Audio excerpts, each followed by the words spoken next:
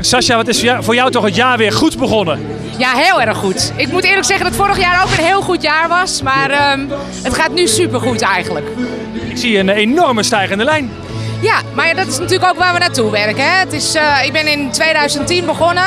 We zitten nu in 2013. Ik ben wel heel blij dat het wel een stijgende lijn is. En dat blijven we volhouden, hoop ik. Je zegt ik ben in 2010 begonnen, maar ja, eigenlijk ben je al veel en veel langer bezig, hè? Ja, eigenlijk wel heel lang. Maar ik heb Engels gedaan en ik heb musicals gedaan. Dus op Nederlandstalig gebied. En dat ik echt goed opgepakt word door de radiostations is wel 2010 geweest. Wat is vanaf 2010 nou het echte hoogtepunt voor jou geweest? Ja, dat zijn de toppers in de arena. Ik heb via een online wedstrijd gewonnen, samen met 4 zangers. En met z'n 5 mochten wij de pauze-act doen bij de toppers vorig jaar in de arena. Dat blijft het allermooiste wat ik gedaan heb. Ja, want dat staat ook op je auto, hè? Ja, dat staat ook op mijn auto. Ja, we hebben toch wel de auto beplakt. Weet je, er zijn veel mensen die toch nog niet weten wie je bent of waarvan ze je moeten kennen. En door mijn auto is dat nu wel heel duidelijk. Het is heel erg leuk, want mensen zien dan op een gegeven moment die foto en die ga je dan inhalen en die gaan een foto van mij maken en zwaaien. En ja, ik vind het leuk. Ik ben dol op mensen en ik hou van blijdschap. Dus die auto wekt goede reacties op. Ik ben een blij mens. Ja, waarom ook niet? Ik ben gezond, ik heb 2 mooie kinderen, goed huwelijk en mijn carrière gaat goed. Dus ik ben een blij mens. Over die gezondheid gesproken.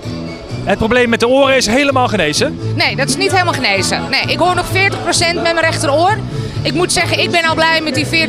Ik had er al geen rekening meer mee gehouden. Dus ik heb het achter me neergelegd en ik doe het met wat ik krijg. En dankzij goede geluidsmensen en in-ear, die oortjes in de oren bij artiesten, kan ik heel goed horen. Dus het is geen probleem. Mijn nieuwe single komt eraan. Ik ben verliefd. Een heel blij, vrolijk zomers liedje. Ik ben heel erg druk in mijn zangstudio. Ik geef ook zangles sinds afgelopen mei. En ja, we werken wel langzaam toe naar een album. Ik heb sinds januari dit jaar een platencontract bij Frank van Etten. Dus we hebben veel besprekingen. Wat gaan we nou doen met Sascha Brouwers? En ik denk dat we op de goede weg zijn. Vooral de muziek maken die ik fijn vind, maar waarvan ik ook merk dat het publiek het oppikt. Het is wel het levenslied, maar dan iets poppier. Vooral wel Trust de Mama, bijvoorbeeld over mijn co-ouderschap, is een voorbeeld van liedjes die ik wel heel graag breng.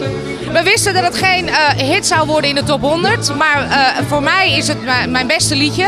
Omdat wij zoveel reacties hebben gehad van gescheiden ouders die dat ook kennen van co-ouderschap en hun kind moeten missen. Dat is niet normaal, de reacties. Ja, heel trots op.